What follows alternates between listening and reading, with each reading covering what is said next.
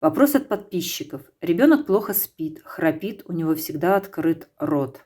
В чем причина? Причина, как правило, аденоиды или искривление носовой перегородки. Аденоиды – это разрастание лимфоидной ткани носоглоточной миндалины, которое препятствует нормальной вентиляции верхних дыхательных путей и, соответственно, головного мозга тоже. Ребенок не высыпается, качество сна снижается, встает разбитый. Проблему решает врач-отоларинголог. После лечения этой проблемы сон нормализуется. Искривление носовой перегородки лечится оперативно после 18 лет. Для консультации пишите мне в WhatsApp. Ссылку оставила в комментариях.